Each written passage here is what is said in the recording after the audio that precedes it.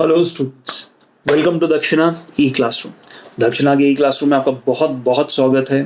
बेहद मन से बेटा मैं आपका यहाँ पे स्वागत करता हूँ और मुझे बहुत खुशी है कि आप लोग मेरे साथ यहाँ पर हैं। आज बेटा हम मोनेरा को और आगे सीखेंगे। हम मोनेरा की डेप्थ्स में जाएंगे। हम बैक्टीरिया की उन कहानियों को सीखेंगे जो आज तक हमने ना सुनी थी ना जानी थी, लेकिन वो कहानियाँ बेटा हमारे लिए बहुत इंपॉर्टेंट है। एक बढ़िया से बात बताऊं, आजकल बेटा मौसम तो कहना चाहिए, आजकल माहौल कोविड का चल रहा है, राइट। और ये जो बैक्टीरिया हैं, ये जो वायरसेस हैं, ये सारे के सारे इस ये पूरी की पूरी माइक्रोबायोलॉजी है। ये देखने में बेटा हमने कभी इतना इंपॉर्टेंस इसको दिया नहीं, बट जब आप डॉक्टर्स बन जाएंगे, और आज तो आप रियलाइज भी कर रहे हैं, और कल जब आप डॉक्टर्स बन जाएंगे आपको रियलाइजेशन होगी जो मेजॉरिटी पेशेंट्स आपके पास आ रहे हैं बेटा वो इन्हीं सब चीज़ों से तो परेशान है। ये जो बैक्टीरिया है, देखो अक्सर ना बेटा क्या होता है, हमें ऐसा लगता है कि इतनी सब कहानी पढ़ते जा रहे हैं, इतनी सब स्टडीज कर रहे हैं, फायदा क्या है। तो मैं सच बताऊं, इन सब चीजों से बेटा हमारा कंसेप्ट बनता है। जब हमारा कंसेप्ट और बेसिक अंडरस्टैंडिंग किसी चीज से बनती है ना, तो कल इमेजिन करो आपके पास कोई एक पेशेंट आता है, या आप बेसिकली एमबीबीएस की स्टडी कर रहे हैं, जब आपके पास कोई पेशेंट आता है तो इन सब सिनारियों के अंदर आपके पास पेशेंट ऐसा आया और वो पेशेंट ऐसे सिम्टम दिखा रहा है जो आपने कभी देखे ही नहीं। पेशेंट ऐसी ऐसी बातें बता रहा है कि सर मुझे ये भी प्रॉब्लम है, मुझे सर वो भी प्रॉब्लम है, मैम मुझे ये भी प्रॉब्लम है। तो बेटा ये देखो कि वो पेशेंट अगर आपसे एक ऐसी बात बता रहा है जिसके बारे में आज तक किसी किताब में लिखा नहीं, तो क्या आपको अपने ब्रेन का इस्तेमाल करना पड़ेगा? क्या आपको सोचना पड़ेगा कि कैसे किया जाए? तो मैं एक बढ़िया सी मूवी बताता हूँ। मूवी का नाम एग्जैक्टली अभी मेरे को याद नहीं आ रहा। गिफ्टेड हैंड्स मूवी का नाम है। गिफ्टेड हैंड्स देख सकते हो। इस मूवी में डॉक्टर बेन कार्लसन है, एक डॉक्टर है। ये डॉक्टर ने खूब सारी पढ़ाई करी और इनके पास एक ऐसा पेशेंट आया, ऐसे बच्चे आए जिनके दोनों के सर जुड़े हुए। दुनिया में आज से पहले, उस वक्त से पहले कभी कोई ऐसा ऑपरेशन, कोई सर्जरी हुई नहीं थी जहां पे दोनों बच्चों का हेड जुड़ा हुआ है। इनफैक्ट साइंटिस्ट को मालूम है कि ब्रेन में अगर हल्का सा भी कट मार दो ना, तो ब्रेन ऑलमोस्ट, जो बच्चा होगा ना, जो ऑर्गेनिज्म होगा, वो पैरालाइज हो जाएगा। अभी तो यहाँ पे दो बच्चों का पूरा ब्रेन काट के सेपरेट करना है। तो आज तक तो बेटा ऐसी चीज आई नहीं।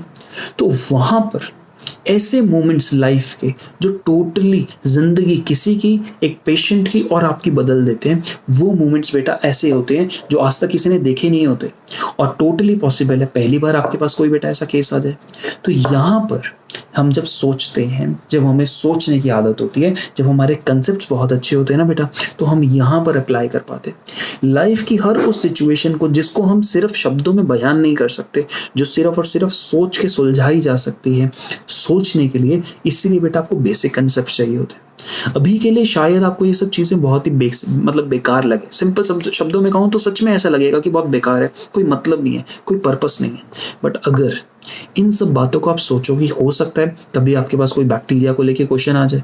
क्वेश्चन तो छोड़ो, नीट की बात है, बैक्टीरिया ऐसा आ जाए जिसके बारे में आपको कुछ भी मालूम नहीं हो, जिसके बारे में आपको रिसर्च करनी पड़ जाए, जिसको लेके हो सकता है कि एज ए डॉक्टर आप लोग वैक्सीन प्रोडक्शन के काम में मदद कर दें।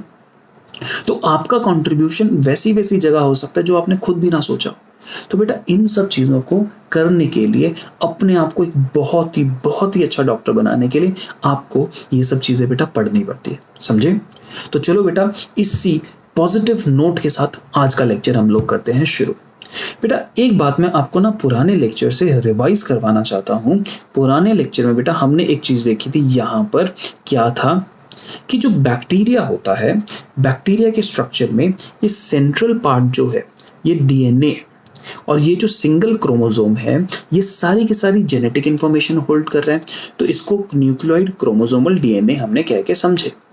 फिर हमने एक और बात समझी कि इस एक्स क्रोमोसोमल डीएनए से अलग एक और डीएनए का पार्ट होता है, सर्कुलर डीएनए का पार्ट होता है। पहली बात, इसको हम एक्स्ट्रा क्रोमोसोमल डीएनए है कहते हैं, सर्कुलर शेप है और ये भी डबल स्ट्रैंडेड है। और बेटा इसको नाम क्या दिया था? Plasmids, right. हमने फिर पढ़ा था कि प्लाज्मिड्स आपके पास अलग अलग टाइप के हो सकते हैं, F plasmid, col plasmid, R plasmid. और ये प्लाज्मिड्स की वजह से एक स्पेशल प्रॉपर्टी, इन प्लाज्मिड्स की वजह से एक स्पेशल प्रॉपर्टी किसी भी बैक्टीरिया को मिलती है। यहां तक तो क्लियर था बेटा? तो आज हम जानेंगे कि ये 3 टाइप के जो प्लाज्मिड्स हैं, इनकी वजह से कौन कौन सी स्पेशल प्रॉपर्टी बैक्टीरिया को मिलती है, राइट? आइए आज का लेक्चर बेटा स्टार्ट करते हैं। प्लाज्मिड के लिए यहां पे ये कहते हैं, अपार्ट फ्रॉम न्यूक्लियोइड, न्यूक्लियोइड से अलग एक इंडिपेंडेंट, अलग इंडिपेंडेंट यानी न्यूक्लियोइड पे डिपेंडेंट नहीं है। चलो मैं ना यहाँ पे सेंटेंस रोक के आपको तोड़ के मैं आपको ना एक बात समझाता। ये बेटा जो आपके पास ये क्रोमोसोम है जो न्यूक्लियोइड है, जब एक बैक्टीरिया से 2 डॉटर बैक्टीरिया बनेंगे तो ये न्यूक्लियोइड भी रेप्लिकेट करेगा। मालूम है ना बेटा, जैसे सेल में, यूकैरियोटिक सेल में जब एस फेज हुआ था तो क्या डीएनए ने, क्या पूरे के पूरे जेनेटिक मटेरियल ने रेप्लिकेट किया था? यस। यहाँ तो बेटा ये प्रोकैरियोटिक सेल है, यहाँ पे कोई G1 phase, S phase, G2 phase, pro phase, Meta phase ऐसा कुछ नहीं होता है।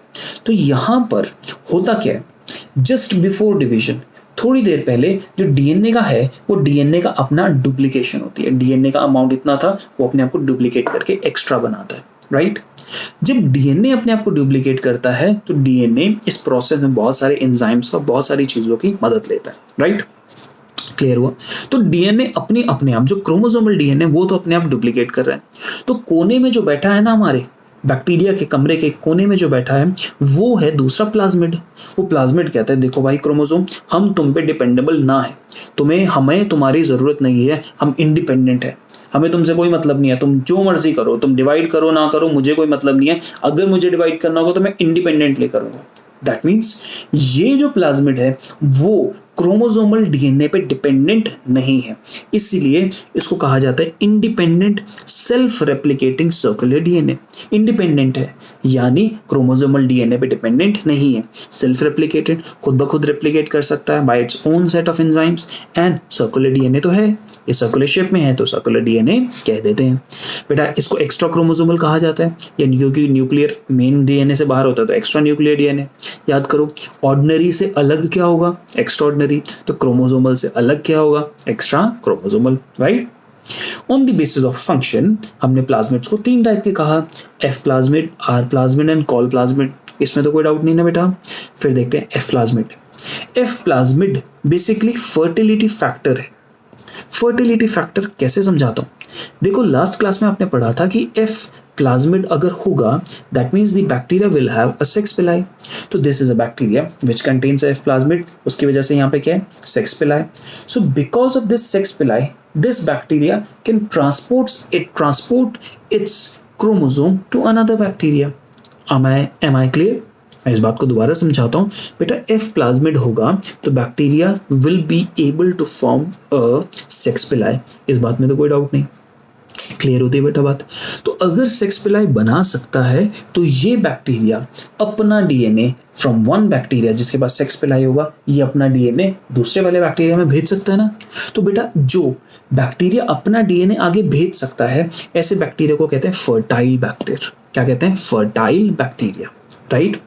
तो बेटा इस एफ प्लाज्मिड के अकॉर्डिंग मैं कह देता हूं कि बैक्टीरिया दो टाइप से होंगे, एफ पॉजिटिव, एफ नेगेटिव। तो ये एफ प्लाज्मिड जो फर्टिलिटी फैक्टर है, अगर ये होगा, अगर फर्टिलिटी फैक्टर होगा तो बैक्टीरिया को एफ प्लाज्मिड कहेंगे, एफ पॉजिटिव सेल कहेंगे, और ऐसे बैक्टीरिया को बेटा डोनर और मेल बैक्टीरिया भी कहते हैं। जो जिस सेल में ऐसा ये एफ प्लाज्मिड नहीं होगा उसको एफ नेगेटिव बैक्टीरिया कहते हैं, उसको which lacks the F factor, F negative cell, F negative bacteria कह सकते हैं, और उसको रिसिपिएंट और अ फीमेल बैक्टीरिया टर्म कर सकते हैं। कैसे बोलूं? तो अगर मेरे पास ये एक सेल है जिसमें ये वाला एफ प्लाज्मिड है, कौन सा वाला प्लाज्मिड है? F plasmid. तो इस तरीके से बेटा यहाँ पे सेक्स पिलाई बनाएगा, तो ये बैक्टीरिया हुआ आपका डोनर, और आप इसको कह सकते हैं मेल, या फिर इसको कह सकते हैं एफ पॉजिटिव सेल। ये दूसरे सेल के साथ इस तरीके से इंटरैक्ट करेगा और अपना जो ये क्रोमोसोमल डीएनए होगा वो ये क्रोमोसोमल डीएनए यहाँ से ट्रांसफर करके इसके अंदर भेज देगा। इस वाले में इसका डीएनए तो था, प्लस इसमें कुछ एक्स्ट्रा डीएनए यहाँ की मदद से यहाँ पे कुछ एक्स्ट्रा डीएनए भी आ गया। जब ये प्रोसेस हुआ तो बेटा इस प्रोसेस के दौरान ये वाला is acting as a male और donor, and this is acting as a female और रिसिपिएंट।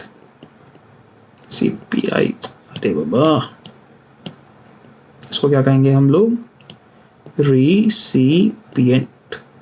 ओके, क्योंकि इसके पास एफ प्लाज्मिड नहीं था तो इसको कहा एफ नेगेटिव बैक्टीरिया। ओके बेटा, क्लियर हुआ? यहाँ पे एक और चीज, जब इसने इस वाले बैक्टीरिया ने अपना प्लाज्मिड इसको दे दिया, इस वाले बैक्टीरिया को दे दिया, तो आफ्टर द प्रोसेस, क्या बोला मैंने? आफ्टर दिस कॉन्जुगेशन प्रोसेस, इस कॉन्जुगेशन प्रोसेस के बाद जो F पॉजिटिव बैक्टीरिया होता है, सॉरी जो F नेगेटिव बैक्टीरिया होता है becomes F positive, F negative becomes F positive. समझे बात? क्लियर हुआ? यहां तक तो ये वाली बात थी। यहां पे एक वर्ड आ रहा है एपिसोम, इसकी डेफिनेशन देखो। एपिसोम ये टर्म हम कब यूज करते हैं? This is a term used when the F plasmid attaches itself with the main DNA. F plasmid अगर अपना जो मेन जीनोफोर डीएनए उसके साथ अगर अपने आप को अटैच कर ले तो इस पूरे के पूरे स्ट्रक्चर को हम लोग क्या टर्म करते हैं, क्या ऐसे टर्म करते हैं? एपिसोम। समझे कि अगर एक सेल में, अगर हमारे पास एक सेल है यहाँ पर अपने पास ये है और इसके साथ F प्लाज्मिड ने अपने आप को जोड़ दिया, तो बेटा ये कंप्लीट स्ट्रक्चर कहलाएगा एपिसोम, राइट? और if a bacteria has a episome, तो ऐसे बैक्टीरिया को कहते हैं HFR बैक्टीरिया। क्या कहते हैं? HFR bacteria. दोबारा इस बात को बोल दूं बेटा, what is episome? When the ये डीएनए, ब्लैक वाला chromosomal DNA attaches itself with the F plasmid, such structure is called as episome, and if a cell is containing the episome, such a cell is called as HFR, high frequency recombination cell। ये details बेटा इसकी नहीं करनी है, ये वाली details अपन देखेंगे बाद में। तो नेक्स्ट अपने को यहाँ पे पढ़ना है R प्लाज्मिड। तो बेटा यहाँ पे गेम क्या है देखो, आपको बायोटेक वाले जितने भी जिनमें लोगों की +2 हो चुकी है, 13th वाले बच्चे, आप लोग बेटा बायोटेक को इमेजिन याद करो और आपने वहाँ पे देखा था PBr322। PBr322 एक अपने पास प्लाज्मिड था और क्या उसकी वजह से टेट्रासाइक्लिन एम्पिसिलिन रेजिस्टेंस आई थी? यस, आपको तो समझ आ गया। अभी जो 11th वाले बच्चे हैं बेटा, मैं आपको एक बात बताता हूँ, ये जो प्लाज्मिड है, सब लोग सुनो, ये जो प्लाज्मिड है, ये प्लाज्मिड के पास ऐसा डीएनए पोर्शन होता है, ऐसा डीएनए का इंफॉर्मेशन होता है जिसकी वजह से ये प्लाज्मिड अगर हो तो सेल के ऊपर एंटीबायोटिक का कोई फर्क नहीं पड़ेगा। That means if a plasmid is containing a specific kind of information, जो information की वजह से प्लाज्मिड को क्या मिलती है? Resistance to certain antibiotics. क्या मिलती है? Resistance to certain antibiotics. अगर वो प्लाज्मिड होगा और प्लाज्मिड में इंफॉर्मेशन है कि एम्पिसिलिन के अगेंस्ट रेजिस्टेंस देनी है, तो सेल के अंदर ऐसा वाला प्लाज्मिड होगा तो सेल को आप एम्पिसिलिन देते रहो, सेल को कोई भी फर्क नहीं पड़ेगा। नॉर्मली क्या होता है बेटा, ये जो बैक्टीरिया होता है, बैक्टीरिया को मारने के लिए एंटीबायोटिक्स काम करती हैं, इतना तो अपने को मालूम है। लेकिन यहाँ पे कंडीशन कैसी है? क्योंकि बैक्टीरिया में यहाँ पे R प्लाज्मिड आ जाता है, इस वजह से जो बैक्टीरिया है वो क्या हो जाता है? वो एंटीबायोटिक रेजिस्टेंट हो जाता है। इतना समझे? यहाँ तक तो क्लियर था बेटा। नेक्स्ट यहाँ पे ऑब्जर्व करो, कॉल प्लाज्मिड अलग है, इंपॉर्टेंट है, टोटली डिफरेंट है, आज तक जो हमने पढ़ा उन सबसे बिल्कुल अलग। तो ये कॉल प्लाज्मिड है क्या? ये कॉल प्लाज्मिड बेटा, कॉल वर्ड आया कॉलिसिनोजेनिक। कॉलिसिनोजेनिक बेसिकली वर्ड कॉलिसिन से आया, और जरा यहाँ पे जरा वर्ड करो कॉलिसिनोजेनिक। जेनिक जब भी वर्ड आता है तो उसका मतलब क्या होता है? जेनरेट करना, यानी बनाना। तो अगर आपके पास एक बैक्टीरिया है जो कॉलिसिनोजेनिक है, तो वो कॉलिसिनोजेनिक क्यों है? क्योंकि उसमें कॉल प्लाज्मिड है, और क्योंकि वो कॉलिसिनोजेनिक है तो वो क्या बनाएगा? वो बनाएगा बेटा कॉलिसिन। क्या बनाएगा? कॉलिसिन। और ये कॉलिसिन है क्या? कॉलिसिन एक स्पेशल एंटीबैक्टीरियल सब्सटेंस है।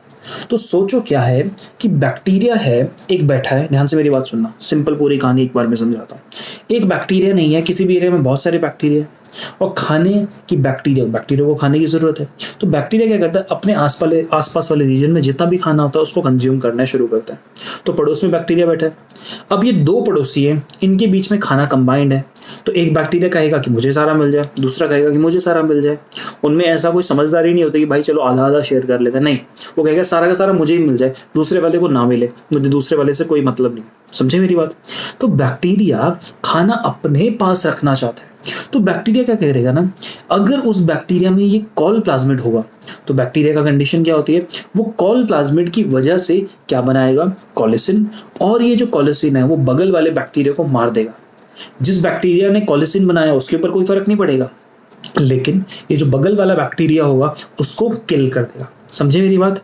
तो ये होता है कॉल प्लाज्मिड। तो बेटा यहाँ पे फूड की बात हुई, कॉल प्लाज्मिड से बात करी, तो यहाँ पे चलो फूड से हमारा नया टॉपिक शुरू होता है, न्यूट्रिशन। अब ये टॉपिक ना है बड़ा एक डिफरेंट, एक टॉपिक जिसकी इंफॉर्मेशन, जिसकी अंडरस्टैंडिंग अक्सर 95% स्टूडेंट्स को बहुत पुअर होती है। इस वाले टॉपिक को समझना बहुत ही ज़्यादा ध्यान से। और ये टॉपिक क्या है बेटा? न्यूट्रिशन का। न्यूट्रिशन यानी खाना और एनर्जी ये बैक्टीरिया एक्वायर कैसे करता है।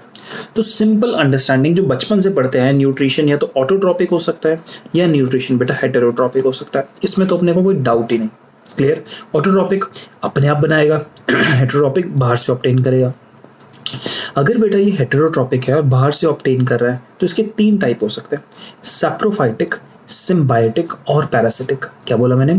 सैप्रोफाइटिक, सिम्बायोटिक और पैरासिटिक। अब इन तीनों वर्ड का मतलब क्या है? सैप्रोफाइटिक ये डेड डिकेइंग ऑर्गेनिक मैटर है ना बेटा, उसको कंज्यूम करेगा तो सैप्रोफाइटिक कहलाएगा। अगर सिम्बायोटिक होगा तो किसी दूसरे ऑर्गेनिज्म के साथ ये एक ऐसी बढ़िया रिलेशनशिप में गया कि चलो सिम्बायोटिक है तो भैया एक और ये दो, कोई 2 ऑर्गेनिज्म साथ साथ रहेंगे। दूसरा ऑर्गेनिज्म ये बैक्टीरिया है और ये कोई और ऑर्गेनिज्म है, ये दोनों साथ रहेंगे तो बैक्टीरिया इसको फायदा देगा और ये बैक्टीरिया को फायदा देगा। समझे? ऐसी अरेंजमेंट को हम सिम्बायोटिक अरेंजमेंट कहते हैं। एग्जाम्पल बेटा कहाँ देखने को मिलता है? जब हम देखते हैं लेग्यूम्स। लेग्यूम्स होते हैं दाल होती है ना, जो हम दालें खाते हैं, अरहर, मूंग, है ना, ये सब ये दाल। लेग्यूम्स के साथ एक बैक्टीरिया होता है राइजोबियम, वो सिम्बायोटिक अरेंजमेंट में रहता है। तो राइजोबियम लेग्यूम्स को कहता है कि तुम मुझे क्या दो, खाना दो। तो बैक्टीरिया को खाना तो राइजोबियम को लेग्यूम से खाना मिल गया और राइजोबियम लेग्यूम्स के लिए क्या काम करता है? इन रिटर्न नाइट्रोजन फिक्सेशन कर देता है। ये जो लेग्यूम्स जो पौधे होते हैं ना बेटा, इनको नाइट्रोजन चाहिए होती है, तो नाइट्रोजन जमीन में तो इतनी नहीं है, तो ये बैक्टीरिया कहता है कि नाइट्रोजन हम तुम्हें लाके देंगे, हम तुम्हें नाइट्रोजन का अवेलेबिलिटी करवाएंगे, इसके रिटर्न में तुम मुझे खाना दे दो। तो समझे? तो खाना खुद नहीं बना रहा है, ले तो प्लांट से रहना है। ऐसी रिलेशनशिप जिसमें दोनों पार्टिसिपेटिंग स्पीशीज को फायदा होता है उसको हम क्या कहते हैं? Symbiotic relationships. लास्ट वाली रिलेशनशिप बेटा पैरासिटिक। अगर बैक्टीरिया एज अ पैरासाइट रह रहा है, अगर बॉडी में या किसी भी ऑर्गेनिज्म को कोई डिसीज होती है तो उस टाइम एग्जैक्टली क्या होता है? बैक्टीरिया उस ऑर्गेनिज्म की बॉडी में एज अ पैरासाइट सर्वाइव करता है। पैरासाइट का मतलब उसकी बॉडी के अंदर रहता है और उसकी बॉडी से ही न्यूट्रिशन डिराइव करता है। और पैरासाइट के केस में बेटा समझो, होस्ट हमेशा नुकसान में रहता है और पैरासाइट हमेशा बेनिफिट में रहता है। तो ये तो न्यूट्रिशन में हेटेरोट्रॉपिक बढ़िया से मस्त तरीके से समझ आया। अब यहाँ पे ध्यान रखना, हम पढ़ रहे हैं ऑटोट्रॉपिक।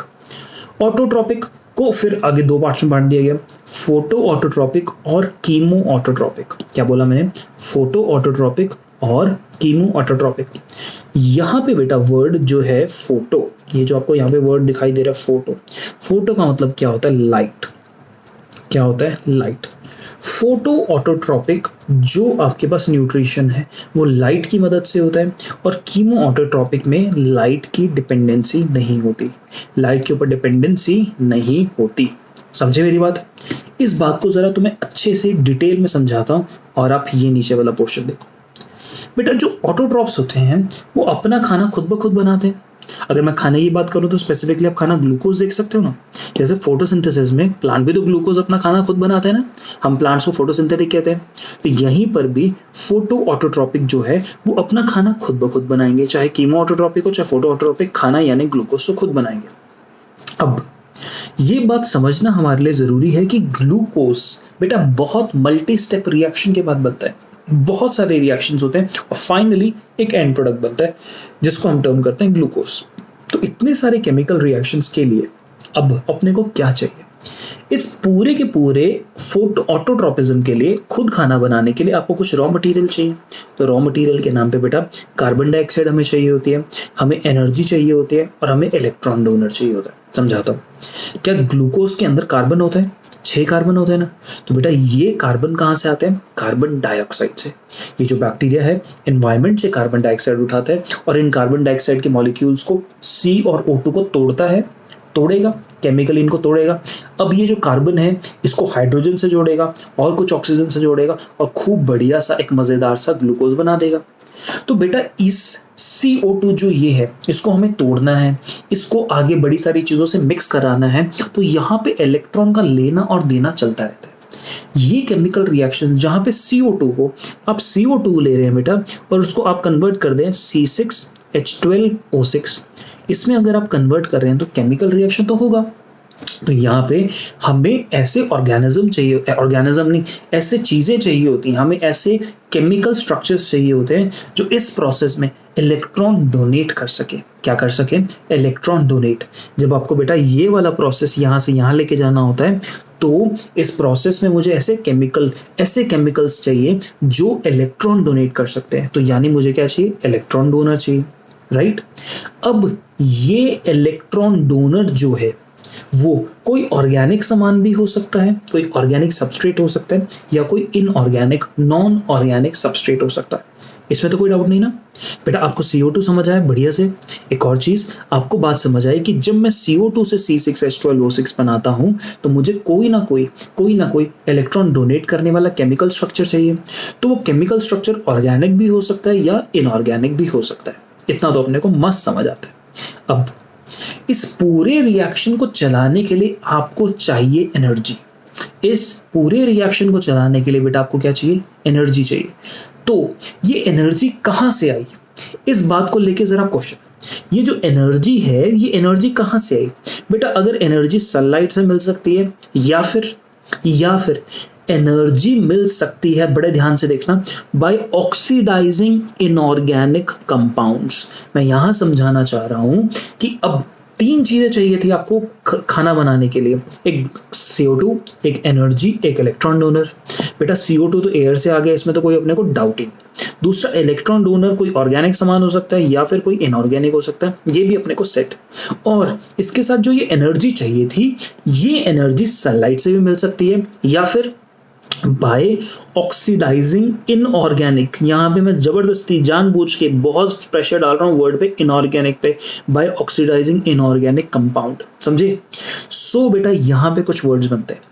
अगर ऑर्गेनिज्म सनलाइट का इस्तेमाल करता है एनर्जी के लिए तो उसको कहते हैं फोटो ऑटोट्रॉपिक। क्या कहते हैं? Photo autotrophic. क्योंकि बेटा फोटो तो वर्ड एनर्जी के लिए बताता है और एनर्जी लाइट वाली एनर्जी की बात करता है ना। और अगर वो इनऑर्गेनिक कंपाउंड को ऑक्सीडाइज करेगा तो यानी केमिकल कंपाउंड को यूज कर रहा है ना एनर्जी के लिए, उसको कहेंगे कीमो ऑटोट्रॉपिक। क्या कहेंगे? Chemo autotrophic. समझे बढ़िया तरीके से? क्लियर हुआ? अब ये जो फोटो ऑटोट्रॉपिक होता है ये बेटा और आगे हिस्सों में बंटा होता है। जरा यहाँ पे देखो, हमने ऑटोट्रॉपिक में लाइट को यूज किया एनर्जी के लिए तो फोटो ऑटोट्रॉपिक, इनऑर्गेनिक केमिकल्स को यूज किया तो कीमो ऑटोट्रॉपिक। डन। अब फोटो ऑटोट्रॉपिक को आगे मैं 2 हिस्सों में बांटता हूं, photo lithotroph and photo organotrophs. क्या बोला? Photo lithotrophs and photo organotrophs. तो लिथोट्रॉप्स किसका इस्तेमाल कर रहे हैं? लिथोट्रॉप्स इस्तेमाल करते हैं इनऑर्गेनिक केमिकल्स का, और ऑर्गेनोट्रॉप्स का किसका इस्तेमाल करते हैं? ऑर्गेनिक केमिकल्स का। नाम से पता लग रहा है। तो बेटा यहां देख सकते हो जो इनऑर्गेनिक चीजों को किस चीज के लिए? As a electron donor inorganic non organic चीजों का इस्तेमाल करता है फोटो लिथोट्रॉप, और जो ऑर्गेनिक चीजों का इस्तेमाल करता है फोटो ऑर्गेनोट्रॉप। डन। यहाँ पे बेटा इनके बैक्टीरिया पढ़ते हैं, purple sulphur bacteria, green sulphur bacteria. ये नाम आपको मल्टीपल टाइम्स बार बार आएंगे, फोटोसिंथेसिस चैप्टर वगैरह में भी आएंगे, राइट। ऑल्सो कीमो ऑटोट्रॉपिक जो एनर्जी के लिए इनऑर्गेनिक सामान को ऑक्सीडाइज करते हैं, इसकी हमने आगे टाइप कर दे दी nitrifying bacteria, iron bacteria, hydrogen bacteria, sulphur bacteria. बेटा ये टाइप्स ऑफ बैक्टीरिया, इनमें से किसी का नाम तुम्हें नहीं चाहिए, बस ये जो नाम यहाँ लिखा है आपके सिलेबस में ये तीनों नाम दे रखे हैं। जब आप मिनरल न्यूट्रिशन में नाइट्रोजन फिक्सेशन वाला पूरा पोर्शन देखेंगे ना, नाइट्रोजन साइकिल, तो वहां पे नाइट्रिफिकेशन में नाइट्रीफाइंग बैक्टीरिया इस्तेमाल होते हैं जो कीमो ऑटोट्रॉपिक होते हैं। तो यहां तक मस्त तरीके से न्यूट्रिशन समझ आया। तो आइए अब देखते हैं हम लोगों का रेस्पिरेशन। हम जब बैक्टीरिया में बात करते हैं तो रेस्पिरेशन कैसे होता है। बेटा देखो, रेस्पिरेशन के लिए, बैक्टीरिया में रेस्पिरेशन के लिए कुछ वर्ड्स इस्तेमाल किए गए हैं। आपको यहाँ 4 वर्ड्स दिखाई दे रहे हैं। Obligate aerobic, facultative aerobic, obligate anaerobe, facultative anaerobe, right. तो इनमें ना जरा बहुत ही फोकस से, बहुत ही ध्यान से गौर करना और इनकी ना डेफिनेशन साथ साथ लिखना। तो सबसे पहला ये जो एरोबिक है, एरोबिक नाम से मालूम लग रहा है जो चीज ऑक्सीजन को रिक्वायर करेंगे, एनारोबिक जो ऑक्सीजन की एब्सेंस में सर्वाइव करेंगे। तो ऑब्लिगेट, अगर जीवन में, अगर यहाँ पे बायो में कहीं पर भी आपके पास ऑब्लिगेट वर्ड आता है तो ये कहते हैं मजबूरी। मजबूरी, दैट मीन्स इसको जबरदस्ती ये करना ही करना है, समझे। तो obligate aerobic is such an organism which necessarily needs the oxygen. उसको ऑक्सीजन चाहिए ही चाहिए। ये वाली डेफिनेशन अपनी कॉपी में पॉज करके लिख लो। which necessarily needs the oxygen and will die in the absence of oxygen. यहाँ तक क्लियर हुआ? ये तो हुआ obligate aerobic. Example bacillus subtilis. Next facultative aerobic. ये फैकल्टेटिव वर्ड जो है ना बेटा, ये उल्टा हो जाता है। कैसे कि facultative aerobic are the organisms which would prefer anaerobic condition but can survive in aerobic. समझे? तो एरोबिक जो है अगर वो ऑब्लिगेट हुआ तो उसको मजबूरी में एरोबिक ही रहना पड़ेगा, ऑक्सीजन की प्रेजेंस में ही रहना पड़ेगा, ऑक्सीजन के बिना वो मर जाएगा। और फैकल्टेटिव ऐसा है कि वो फैकल्टेटिव, यहाँ पे वर्ड देखो फैकल्टेटिव एरोबिक, ये ऐसा है कि जो ऑक्सीजन में रहना नहीं चाहता बट सरवाइव कर सकता है, कि बाय चांस अगर ऑक्सीजन आ गई तो वहां पे वो सरवाइव कर लेगा। इससे उल्टा ऑब्लिगेट एनारोबिक वो ऐसा ऑर्गेनिज्म है which necessarily needs an aerobic environment. वो एनारोबिक एनवायरनमेंट ही ढूंढता है, वहीं पे रहने की कोशिश करता है, और अगर उसको एरोबिक एनवायरनमेंट मिल जाए ना तो बेटा ये मर जाएगा, समझे। और फैकल्टेटिव एनारोबिक मतलब विच naturally prefers aerobic environment but can also survive in anaerobic environment. इसका एग्जाम्पल सुडोमोनास। तो बेटा ये 4 एग्जाम्पल्स भी इंपॉर्टेंट है, चाहे एनसीईआरटी इसको मेंशन करे चाहे ना करे, आपको ये चारों एग्जाम्पल्स याद करने। अब लास्ट चीज बैक्टीरियल रिप्रोडक्शन, सबसे इंपॉर्टेंट पॉइंट। बैक्टीरिया की जो रिप्रोडक्शन है बेटा, उसमें हम यहाँ पे 2 वर्ड्स बोलते हैं। एक तो आपको मिलेगी एसेक्सुअल रिप्रोडक्शन और दूसरा आपको मिलेगा सेक्सुअल रिप्रोडक्शन का टाइप। नो सेक्सुअल रिप्रोडक्शन, मैं अच्छे से यहां लिख देता हूं कि सेक्सुअल जो रिप्रोडक्शन है इज एब्सेंट। तो ओरिजिनल सेक्सुअल रिप्रोडक्शन यहां नहीं मिलती। पहली बार sexual reproduction next kingdom Protista वहां पे मिली, बट यहां पे सेक्सुअल रिप्रोडक्शन नहीं। No, it is a clear no. यहाँ पे a type of sexual reproduction, यानी सेक्सुअल रिप्रोडक्शन को मिमिक करने की कोशिश करी, सेक्सुअल रिप्रोडक्शन की तरफ स्टेप लेने की कोशिश करी, बट सेक्सुअल रिप्रोडक्शन नहीं हुआ। समझे मेरी बात? तो यहाँ पे रिप्रोडक्शन की बात करें, एसेक्सुअल रिप्रोडक्शन बेटा बाइनरी फ्यूजन के हिसाब से हो सकती है। दूसरा एंडोस्पोर फॉर्मेशन, अभी समझाऊंगा।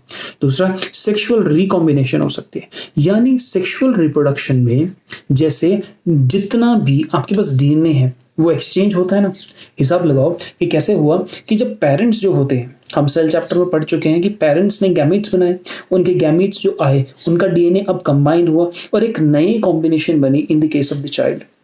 यहाँ पर भी डीएनए एक्सचेंज करने की कोशिश करी जाती है ताकि न्यू कॉम्बिनेशंस बन सके। क्या बने? नए कॉम्बिनेशंस बन सके। एग्जैक्टली बेटा यहाँ गैमेट नहीं बन रहे और गैमेट का फ्यूजन भी नहीं हो रहा है, बट किसी और तरीके से डीएनए को ट्रांसफर करने की कोशिश करी जा रही है from one bacteria to another bacteria. So this is trying to follow the basic essential principles of sexual reproduction, but mind it, there is no sexual reproduction. Done? तो बेटा देखते हैं बाइनरी फ्यूजन जो एसेक्सुअल रिप्रोडक्शन का part है। Binary fusion, binary का मतलब 2, fusion का मतलब बढ़ जाना। तो बाइनरी फ्यूजन में मेरे पास ऐसा बैक्टीरिया था, ये बैक्टीरिया ऐसे अब 2 हिस्सों में बट गया। ध्यान से देखो, ऐसे एक बैक्टीरिया था, इधर इस तरीके से साइटोकाइनेसिस हुई और 2 हिस्सों में बट गया। ये बाइनरी फ्यूजन का तरीका ये होता है। जो बैक्टीरिया है, बैक्टीरिया में बेटा जो बीच वाला पार्ट होता है जिसको हम न्यूक्लियोइड कहते हैं, ये न्यूक्लियोइड तो डीएनए। तो जब बाइनरी फ्यूजन करना होगा उससे कुछ देर पहले जो ये न्यूक्लियोइड होगा अपने आप को डुप्लीकेट करेगा। तो मैं अच्छे से समझाता हूं, जैसे इस डायग्राम में देख सकते हो, पहले डायग्राम बना के ही दिखाता हूं। यहाँ पे अपने पास इस तरीके से डीएनए, इस बैक्टीरिया का आउटर बॉडी, और मैं जानबूझ के मैं न्यूक्लियोइड को ऐसे बनाता था ना। अब मैं क्या काम कर रहा हूँ, इस न्यूक्लियोइड को ना मैं थोड़ा सा खोल के एक गोल से सर्कल से फॉर्म बनाता हूँ। याद रखना, this is not plastid, this is nucleoid. तो समझ लो ऐसा न्यूक्लियोइड है। क्लियर? अब न्यूक्लियोइड क्या होगा, डुप्लीकेट करेगा। इस तरीके से न्यूक्लियोइड ने अपनी एक और कॉपी बना ली, राइट? जब न्यूक्लियोइड बेटा अपनी कॉपी बनाएगा तो इस कंडीशन में क्या होगा, अब इसके बाद बैक्टीरिया इन दोनों चीजों को अलग करेगा, अपने इस न्यूक्लियोइड को और इस वाले न्यूक्लियोइड को अलग करेगा। अलग करने के बाद यहाँ पे बैक्टीरिया की वॉल में इस तरीके से गड्ढा सा फरोसा आएगा और इसके बाद फाइनली ये बैक्टीरिया दो डॉटर सेल के अंदर इस तरीके से डिवाइड हो जाएगा। समझ पाए? ये वाला कंडीशन हुआ। तो यहाँ पर ये मेरे पास एक ब्लैक सर्कल और एक रेड सर्कल, ये ब्लैक और रेड सर्कल है, इनको रफली डिवाइड कर दिया जाता है without the formation of spindle fibres. तो जब मैं जेनेटिक मटेरियल को इस तरीके से दो हिस्सों में अलग कर दे रहा हूँ डुप्लीकेट करने के बाद, और यहाँ पे स्पिंडल फाइबर इस्तेमाल नहीं हो रहे, तो बेटा ये बाइनरी फिजन का process effectively is taking place by the process of amitosis. ये कैसा हो रहा है? एमाइटोसिस के तरीके से ये हो रहा है। कहानी यहाँ तक क्लियर हुई? तो हम ये कहते हैं कि ये plasma membrane, cell wall, mesosome, यहाँ तक समझ आते हैं। हम पढ़ चुके हैं मीजोजोम इसकी डुप्लीकेशन और सेपरेशन में मदद करता है। तो यहाँ पे देखो, ये मेरे पास स्ट्रक्चर था, ये मीजोजोम ने अलाउ किया, यहाँ पे दो मीजोजोम बने, यहाँ पे आपको दिखाई दे रहे हैं, इधर आपके पास न्यू मीजोजोम, ओल्ड मीजोजोम हो रहा है, और ये वाला पोर्शन स्प्लिट हो रहा है। अब ये पोर्शन स्प्लिट हो रहा है, और याद रखना there is no centriole, there is no spindle fibre. अब यहाँ पर एक पोर्शन, ये एक इस तरीके से, यहाँ पे आप समझ लो कि इस तरीके से रेड वाला पोर्शन, और ये दूसरी तरफ आपके पास कैसा है? इस तरीके से आपके पास ये ब्लू वाला, ये आपके पास डीएनए इस तरीके से अलग हुआ कि नहीं हुआ, और दोनों के साथ एसोसिएटेड यहाँ और यहाँ पे इस तरीके से मीजोजोम है। फिर यहाँ पे अब यहाँ पे इस तरीके से डिपोजिशन होनी शुरू हुई, और इधर दो डॉटर सेल्स बन गए। तो यही तो तरीका है। तो बाइनरी फिजन बैक्टीरिया में इस तरीके से होता है। हुआ बेटा क्लियर? तो बाइनरी फिजन के लिए अगर मैं बोलूं तो ये रफली विदाउट सेंट्रियोल डिवाइड हो रहा है, तो एमाइटोसिस से हो रहा है। सबसे कॉमन तरीका है, तो सबसे पहले डीएनए रेप्लिकेट करेगा, मेसोसोम की डिवीजन होगी और मेम्ब्रेन की फॉर्मेशन होगी, और उसके साथ साथ एक क्रॉस वॉल बन जाएगी। इस तरीके से बैक्टीरिया कर जाएगा बाइनरी फिजन से डिवाइड। नेक्स्ट है बेटा endospore formation. There is no talk about endospore formation within your syllabus. थोड़ा सा +2 के फर्स्ट चैप्टर में बता रखा है, यहाँ में हम डिटेल में जाएंगे। सेल जो बैक्टीरिया का है यूजुअली वो बहुत एक्सट्रीम कंडीशन में रह सकता है, लेकिन अगर आप ये बात समझो कि एक बैक्टीरिया ऐसा है जो नॉर्मल कंडीशन में जीता है, जैसे एक नॉर्मल बैक्टीरिया, जैसे हमारे आसपास की कंडीशन होती है नॉर्मल सिंपल टेम्परेचर रेंज में जीता है, तो अब कंडीशन क्या हो जाती है? एकदम इस कंडीशन के अंदर गर्मी बढ़ने शुरू हो जाती है। या कुछ ऐसा होता है कि समझ लो एक आपके पास एक ग्लास है, उसके अंदर बैक्टीरिया जिंदा है, राइट? तो बैक्टीरिया उसी ग्लास में रहता है। तो एक दिन क्या करते हो, तुम ग्लास को इस तरीके से आग में गर्म करना शुरू कर देते हो, या फिर एग्जैक्टली क्या करना शुरू, तो ग्लास में एकदम गर्मा गर्म पानी डाल दोगे। तो इससे क्या होगा, बैक्टीरिया जो नॉर्मल टेम्परेचर में जिंदा है वो तो मरने लग जाएगा। तो बैक्टीरिया जब बेटा ऐसा मरता है ना, तो बैक्टीरिया चाहता है कि मैं हमेशा के लिए मर जाऊं, ऐसा ना हो, तो वो अपनी बॉडी के अंदर एक स्पोर बनाता है। क्या बनाता है? स्पोर। और तुम्हें ये बात मालूम होनी चाहिए, बॉडी के अंदर या कहीं पर भी अगर स्पोर बने तो स्पोर ना एक बहुत ही प्रोटेक्टिव स्ट्रक्चर होता है, एक ऐसा स्ट्रक्चर जिसपे केमिकल्स, रेडिएशन, टेम्परेचर का कुछ खास इफेक्ट नहीं पड़ता है। तो क्या होता है कि अगर तुम बैक्टीरिया को मारने की कोशिश करोगे ना, तो बैक्टीरिया क्या करेगा? स्पोर बना लेगा, और स्पोर अपने सेल के अंदर बनाएगा, इसलिए इस स्पोर को बोलते हैं एंडोस्पोर। तो आप यहाँ देख सकते हो, इधर आपको इस तरीके से एंडोस्पोर बना हुआ दिखाई दे रहा है। बेटा ये स्पोर क्या होगा? स्पोर तो अब बैक्टीरिया का डीएनए, बैक्टीरिया का खाना पीना सब स्टोर करेगा। बैक्टीरिया ने क्या किया? अपने डीएनए की कॉपी बनाई, स्पोर में डाल दी, अपना खाना पीना जो इकट्ठा किया हुआ था साइटोप्लाज्म में वो स्पोर में डाल दिया, और स्पोर के आसपास मल्टीपल लेयर्स चढ़ा दी ताकि स्पोर बहुत रेजिस्टेंट हो जाए। अब जैसे ही अनफेवरेबल कंडीशन हुई, बैक्टीरिया तो बाहर वाला मर गया, यहाँ पे जितना भी ये ब्लैक वाला स्ट्रक्चर है सब खत्म हो गया, बट ये स्पोर जो है ये अभी सर्वाइव कर रहा है। आप यहाँ स्पोर का स्ट्रक्चर देखो, सेंटर में आपको जेनेटिक मटेरियल दिखाई दे रहा है। यस, स्पोर के पास plasma membrane, core wall, cortex, spore wall, exosporium, ये अपने को याद नहीं करना है, बट ये मैं दिखाने की कोशिश कर रहा हूँ कि स्पोर इन सब चीज़ों का बना हुआ है, और स्पोर के बीच में जेनेटिक मटेरियल बैक्टीरिया का भी है। तो अभी ये जो स्पोर नाम की चीज बेटा मरेगा तो नहीं, क्योंकि इसके पास इतनी सारी प्रोटेक्टिव कवरिंग है। तो जब तक स्पोर देखेगा कि आसपास अनफेवरेबल कंडीशन है, स्पोर की तरह रहेगा। बट जैसे ही अनफेवरेबल कंडीशन खत्म होंगी और फेवरेबल कंडीशन होगी, बेटा ये वाली वॉल्स जो होंगी ये टूटेंगी, जो ये स्पोर होगा इसका जेनेटिक मटेरियल के बेसिस पे ये डेवलप होगा और एक नया बैक्टीरिया बन जाएगा। तो ये बेटा एसेक्सुअल रिप्रोडक्शन का एक तरीका है। यहाँ पे एक चीज आपको याद रखनी है, जो कॉर्टेक्स होता है उसमें स्पोर की वॉल में आपके पास एक मटेरियल होता है कैल्शियम डिपिकोलिनिक एसिड। इस पे क्वेश्चंस पुराने ईयर्स में आए। ये कैल्शियम डिपिकोलिनिक एसिड ये बैक्टीरिया के स्पोर को रेडिएशन से बचाता है। किससे? रेडिएशन से, राइट। तो हम ये देखते हैं, it takes place in unfavourable environment, endospore formation मालूम लगता है। It is highly resistant structure to temperature, to chemicals, to antibiotics, to radiations, right. अब आपके पास ये स्पोर है जिसमें आउटर कवरिंग जो मेन चीज थी कैल्शियम डिपिकोलिनेट की बनी हुई है। स्पोर हुआ क्लियर। तो यहां पे बेटा अपने एसेक्सुअल रिप्रोडक्शन के दोनों टाइप्स देख लिए। अब हमें क्या देखना है? सेक्सुअल रिप्रोडक्शन के तरीके।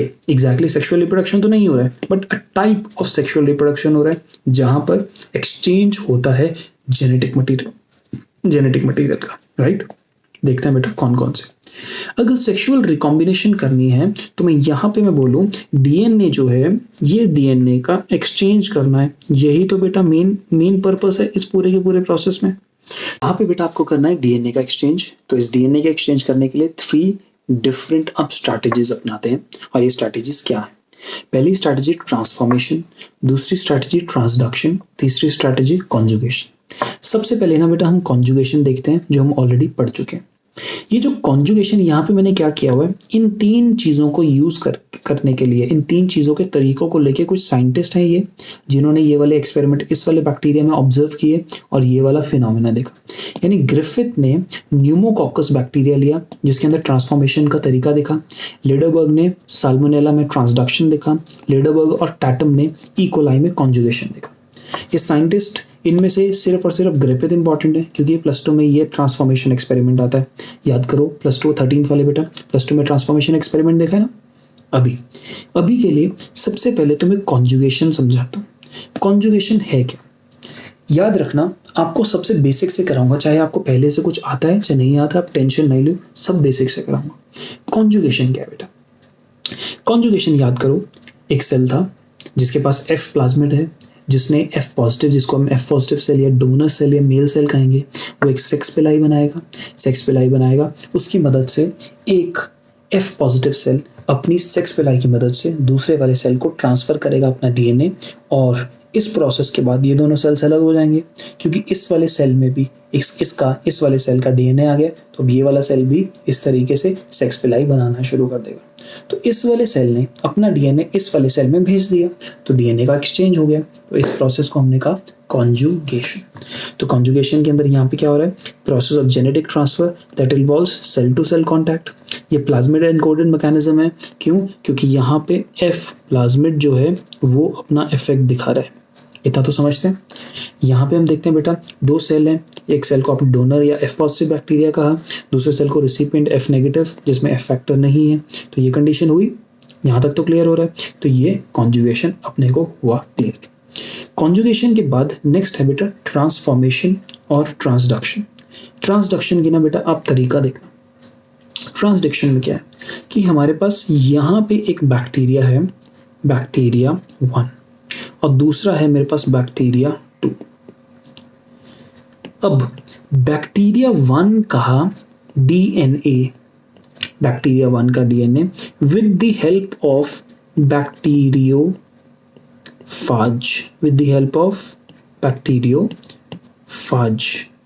ट्रांसफर हो जाता है बैक्टीरिया 2 में। इस प्रोसेस को कहते हैं ट्रांसडक्शन। क्या कहते हैं? ट्रांसडक्शन। तो ट्रांसडक्शन क्या है? जब DNA of bacteria 1 with the help of a bacteriophage gets transferred into bacteria 2, this process is called as transduction. Done हुआ बेटा? क्लियर हुआ? तो ट्रांसडक्शन में याद रखना ये बैक्टीरियोफाज इंपॉर्टेंट है। और बैक्टीरियोफाज है क्या? ये जो बेटा बैक्टीरियोफाज होता है ये एक स्पेशल वायरस होता है, एक स्पेशल वायरस है। हम इस चैप्टर के एंड में देखेंगे बायोलॉजिकल क्लासिफिकेशन में कि बैक्टीरियोफाज एग्जैक्टली क्या है। अब समझ लीजिए, अभी तक ये समझ लो कि एक स्पेशल तरीके का एक वायरस है। तो ट्रांसडक्शन एक ऐसा फिनोमेना है जिसमें एक वायरस की मदद से एक डीएनए एक बैक्टीरिया से उठा के दूसरे बैक्टीरिया में डाला जा रहा है। तो इस प्रोसेस को हम क्या कह सकते हैं? ट्रांसडक्शन।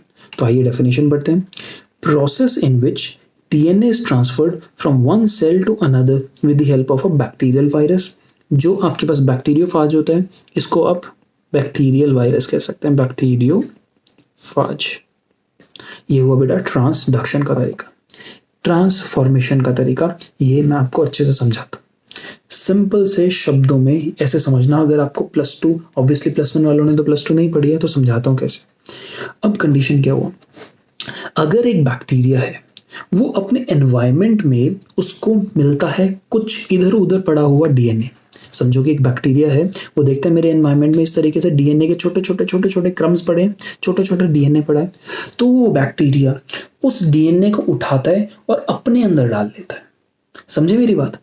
यानी आप अपने एनवायरनमेंट से एक तो डीएनए ले रहे हो, अपने एनवायरनमेंट से जो आपने डीएनए लिया उसको अपने बॉडी के अंदर इनकॉर्पोरेट कर लिया, और जो ये एनवायरनमेंट वाला डीएनए अब आपकी बॉडी में गया, इसकी वजह से आपके काम करने का तरीका बदल गया।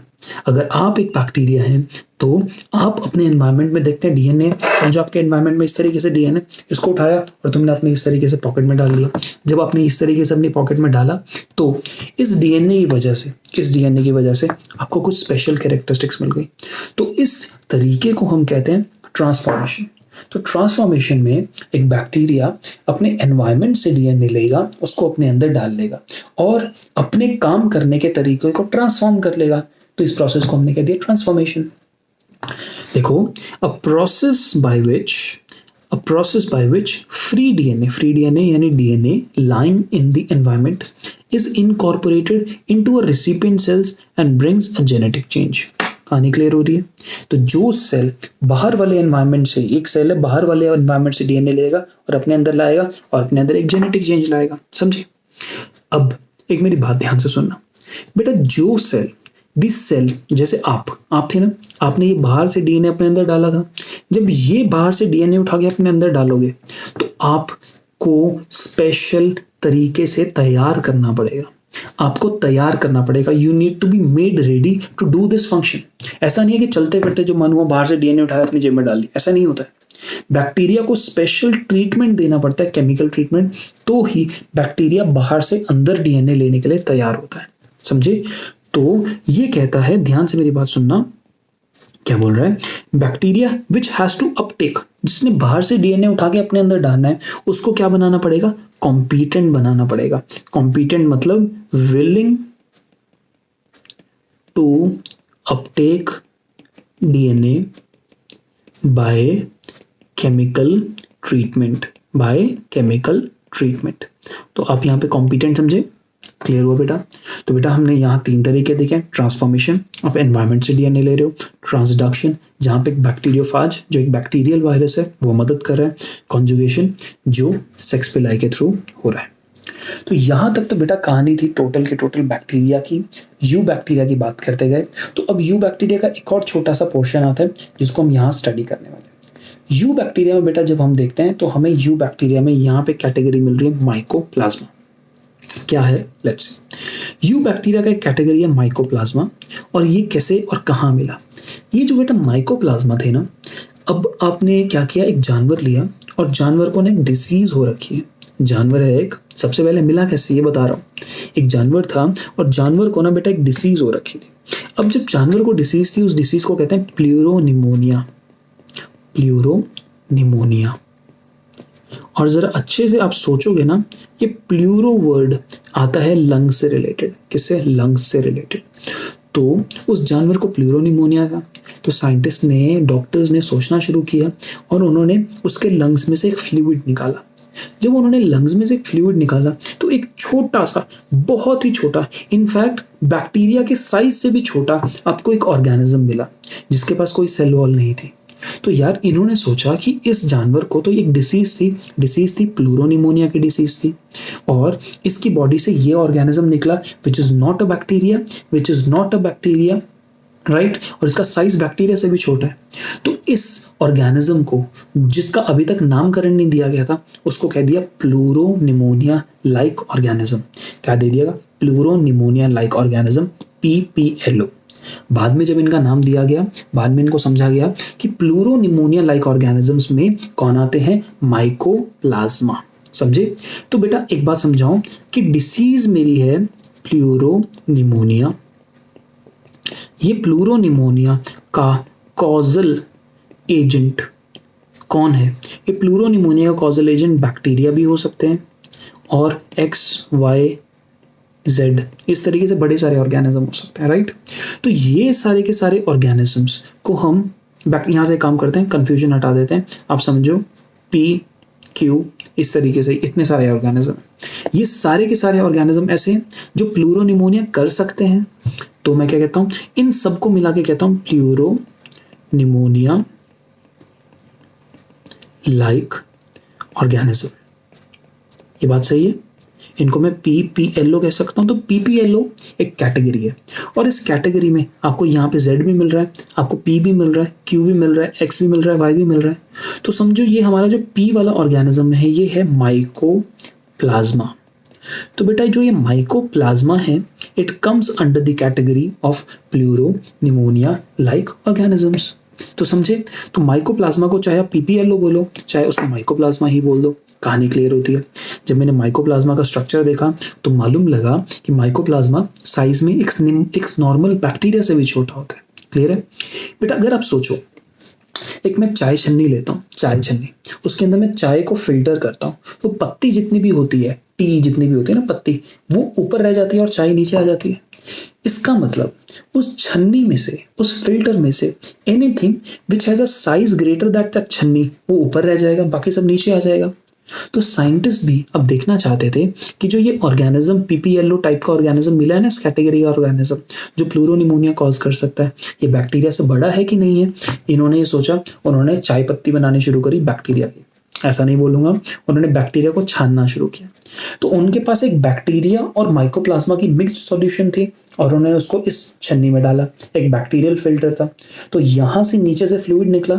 अब जो नीचे से फ्लूइड निकला उसमें क्या मिला बेटा? बैक्टीरिया का फिल्टर था, तो बैक्टीरिया बड़े बड़े साइज के थे, उस फिल्टर में फंस गए। लेकिन जो माइकोप्लाज्मा है वो बैक्टीरिया से भी छोटा है, तो वो वहां से निकल के नीचे पहुंच गया। और अब आपको समझ आया, इसलिए इनको कहा जाता है they are filterable through bacterial filters. समझे? नेक्स्ट, ये यूनिसेल्युलर होते हैं, नॉन मोटाइल होते हैं, प्लियोमॉर्फिक होते हैं। क्यों प्लियोमॉर्फिक होते हैं बेटा? इनके पास सेल वॉल नहीं है। इनके पास सेल वॉल नहीं है तो ये अलग अलग शेप्स ले सकते हैं, और क्योंकि बेटा ये अलग अलग शेप्स ले लेते हैं इसलिए इनको कहा जाता है जोकर ऑफ माइक्रोबायोलॉजी, राइट? इनको जोकर्स ऑफ प्लांट किंगडम या फिर जोकर्स ऑफ माइक्रोबायोलॉजी टर्म किया जाता है। डन। ऑल्सो अगर आप देखो, जैसे हमारे पास कुछ एंटीबायोटिक्स होती हैं जैसे पेनिसिलिन, ये एंटीबायोटिक्स जैसे पेनिसिलिन है बेटा, ये एंटीबायोटिक ना एक बैक्टीरिया को, एक ऑर्गेनिज्म को मारती है कि उसकी सेल वॉल बनने ही नहीं देती। अब यहाँ पे सेल वॉल तो है ही नहीं। जब बेटा सेल वॉल नहीं होगी तो एंटीबायोटिक मारेगी कैसे? सिंपल समझ पा रहे हैं? तो अगर मैं तुमसे कहूं कि mycoplasma was subjected to the treatment of penicillin like antibiotics which stopped the formation of cell wall, तो माइकोप्लाज्मा में क्या फर्क पड़ेगा? तुम कहोगे कुछ भी नहीं। क्यों? क्योंकि माइकोप्लाज्मा के पास सेल वॉल होती नहीं। तो जब सेल वॉल चाहे अब है ही नहीं तो तुम सेल वॉल रोकने के लिए एक एंटीबायोटिक दे दो, तो एंटीबायोटिक को काम करने के लिए सेल वॉल मिलेगी नहीं, तो एंटीबायोटिक काम थोड़ी करेगी कुछ। समझे मेरी बात? इसीलिए माइकोप्लाज्मा में पेनिसिलिन लाइक एंटीबायोटिक्स का कोई भी असर नहीं होता। बेटा माइकोप्लाज्मा जो डिसीज कॉज कर सकता है, which is broom disease, urethritis, pleuropneumonia, ये अलग अलग डिसीजेज है। नेक्स्ट कैटेगरी देखते हैं हम, साइनोबैक्टीरिया। साइनोबैक्टीरिया में वर्ड जो बेटा यहाँ पे है साइनो, ये जो वर्ड है साइनो, इस साइनो वर्ड का मतलब क्या है? इस साइनो का मतलब क्या होता है? जो आपको यहाँ पे कलर दिखाई दे रहा है ब्लू, तो इसलिए क्योंकि ब्लू सा ग्रीनिश सा आपको बीच में दिखाई दे रहा है, ये अंदर वाला जहाँ पे सियानो लिखा हुआ है ब्लूइश ग्रीनिश सा कलर दिखाई दे रहा है, इसलिए इनको कहा जाता है ब्लू ग्रीन एल्गी, राइट? दो बेटा इसका नाम एल्गी यहाँ पे लिखा हुआ है, it is not an algae, it is a you bacteria. ये ऑक्सीजनिक फोटोसिंथेसिस कर सकते हैं। ऑक्सीजनिक फोटोसिंथेसिस का मतलब क्या? ये ऐसी फोटोसिंथेसिस कर सकते हैं जहां पे ऑक्सीजन निकलता है। समझे मेरी बात? यहाँ पे मेरी बात ध्यान रखना बेटा, इधर आपने थोड़ी देर पहले देखा था, यहाँ पे लास्ट वाले लेक्चर थोड़ी देर पहले, कि इधर जब मैं फोटो ऑटोट्रॉपिक को बता रहा हूँ तो photo autotrophic photo litho and photo organotrophs हैं, और ये ना ऑक्सीजन नहीं लिबरेट करते, ऑक्सीजन नहीं निकालते इस दौरान। लेकिन साइनोबैक्टीरिया ऐसे बैक्टीरिया हैं ये जो जब फोटोसिंथेसिस करेंगे तो उससे क्या निकलेगा? ऑक्सीजन निकलेगा। तो ऑक्सीजेनिक यानी ऑक्सीजन को जेनरेट करने वाली ऑक्सीजेनिक फोटोसिंथेसिस, राइट? जब बेटा ये सनलाइट कैप्चर करते हैं तो इनको कोई स्पेशल पिगमेंट चाहिए होते हैं, तो इनके पिगमेंट्स हैं क्लोरोफिल ए, फाइकोबिलेंस। और ये फाइकोबिलेंस अच्छे से याद रखना एक इंपॉर्टेंट है। फाइकोबिलेंस बेटा अलग अलग टाइप के हैं, नाम देखो, फाइकोसियानिन, फाइकोइरिथ्रिन एंड एलोफाइकोसियानिन। जरा मेरी बात को जरा अच्छे से फोकस करना। मैं फाइकोइरिथ्रिन, मैंने इसको जानबूझ के पिंकिश और रेडिश कलर से बनाया बेटा। इरिथ्रोसाइट, नाम इरिथ्रोसाइट, रेड ब्लड सेल्स। तो जब भी बेटा आपके पास इरिथ्रो वर्ड आएगा तो उसका मतलब क्या होगा, जिसका कलर रेडिश होगा। तो फाइकोइरिथ्रिन का कलर कैसा, रेड। फाइकोसियानिन का कलर कैसा, ग्रीन, ग्रीन नहीं ब्लू। और एलोफाइकोसियानिन, फाइकोसियानिन यानी सियान कलर के थोड़ा सा पास में होता है, तो इसको ग्रीनिश ब्लू कहते हैं। ये 3 पिगमेंट्स हैं जिसकी वजह से ऑर्गेनिज्म को कलर मिलता है। बेटा इस ऑर्गेनिज्म में जो पिगमेंट्स होते हैं, क्योंकि ये प्रोकैरियोट है तो प्लास्टिड्स तो नहीं होंगे, तो पिगमेंट स्टोर करने के लिए इनके पास मेम्ब्रेन की स्पेशल एक्सटेंशंस होती हैं जिनको हम टर्म करते हैं chromatophores. So pigments are stored in membranous structure which are the extensions of plasma membrane, उनको हमने क्रोमैटोफोर्स कहा, राइट। ये साइनोबैक्टीरिया नाइट्रोजन भी फिक्स कर सकते हैं, नाइट्रोजन फिक्सर्स होते हैं। जो चीज नाइट्रोजन फिक्स करता है, organism which can fix nitrogen, उसको कहते हैं डाईएज़ोट्रोप्स। डाईएज़ोट्रोप्स क्या हैं, organism that can fix nitrogen. Fix nitrogen का मतलब क्या है, फिक्सेशन का मतलब, जब मैं कहता हूं फिक्स तो इसका मतलब है from air change to chemical compound. आप क्या कर रहे हो एग्जैक्टली, आप एयर से N2 ले रहे हो और इसको फिक्सेशन के माध्यम से आप इसको कन्वर्ट कर दो अमोनिया में, तो इस प्रोसेस को कहते हैं बेटा नाइट्रोजन फिक्सेशन। जो ऑर्गेनिज्म कर सकते हैं उनको हम डाइज़ोट्रोप्स कहते हैं। तो ये जो अपने भाई बंधु हैं ये वाले, ये सारे के सारे नाइट्रोजन फिक्सेशन कर सकते हैं। इतना बात समझ आई, तो इसलिए इनको डाइज़ोट्रोप्स कहा जा सकता है।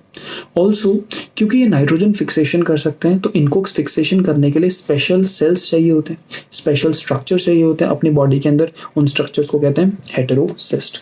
तो heterocyst are special structures within the cell which help in the process of nitrogen fixation. Clear हुआ बेटा। इन दी हेटेरोसिस्ट, जो ये हेटेरोसिस्ट है, यहाँ पे नाइट्रोजन फिक्सेशन करना है। अब हेटेरोसिस्ट में जब नाइट्रोजन फिक्सेशन करना है तो यहाँ पे कुछ एंजाइम्स तो काम करेंगे। तो एंजाइम्स जो काम करते हैं हेटेरोसिस्ट के अंदर, वो एंजाइम है नाइट्रोजिनेज। अब कमाल की बात ये है कि ये जो नाइट्रोजिनेज है ये तब सिर्फ और सिर्फ तब नाइट्रोजन फिक्स कर पाएगा जब ऑक्सीजन की एब्सेंस होगी। तो इनमें, इनकी बॉडी में आप यहाँ पे ऑब्जर्व करते हो कि इस तरीके से स्पेशल सेल्स मिलते हैं। ये सेल्स आपको यहाँ दिखाई दे रहा है, ये हेटेरोसिस्ट। हेटेरोसिस्ट यहाँ पे नाइट्रोजन फिक्स होती है। तो बेटा हेटेरोसिस्ट सेल होता है, ये सेल के पास हार्ड थिक वॉल होती है, और हार्ड थिक वॉल होती है और इसलिए ऑक्सीजन यहाँ पे एब्सेंट होता है।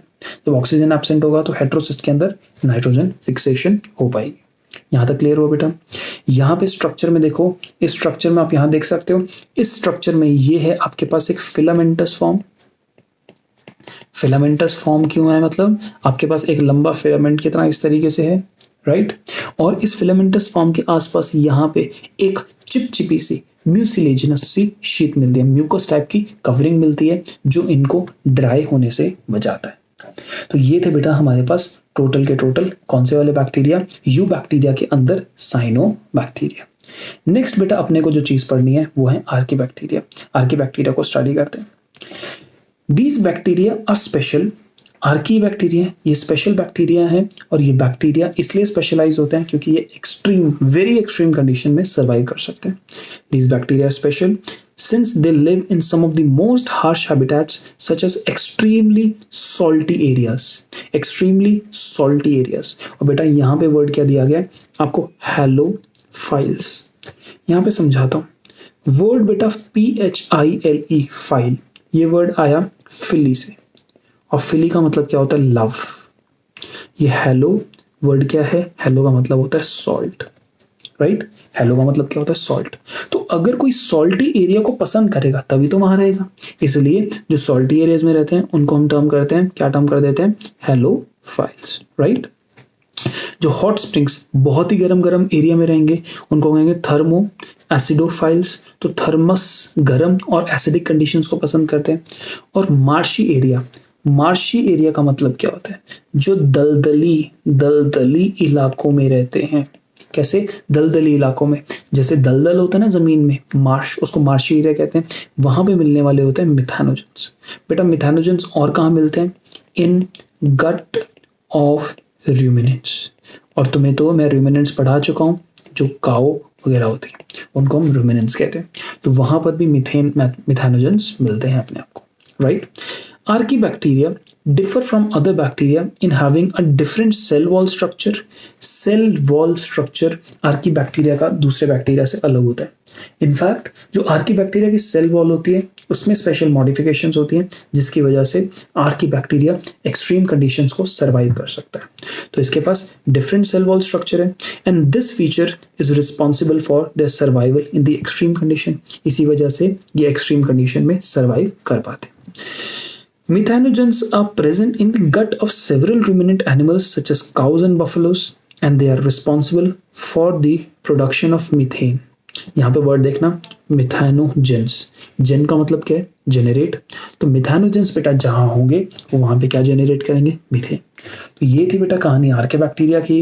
अब यूबैक्टीरिया की सारी कहानी पढ़ चुके हैं। इसमें हम सारा कीमोसिंथेटिक, हेटेरोट्रॉपिक, फोटोसिंथेटिक, साइनोबैक्टीरिया सबका सब क्लियर कर चुके हैं। इसके साथ साथ हम लोग माइकोप्लाज्मा को कंप्लीट स्टडी कर चुके हैं। तो ये थी पूरी की पूरी बेटा कहानी किंगडम मोनेरा की। होप आपको बढ़िया से समझ आया।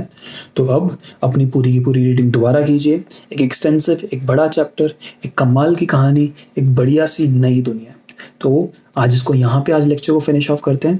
तो बेटा खूब मन से, खूब बढ़िया से पढ़ते रहो। Thank you.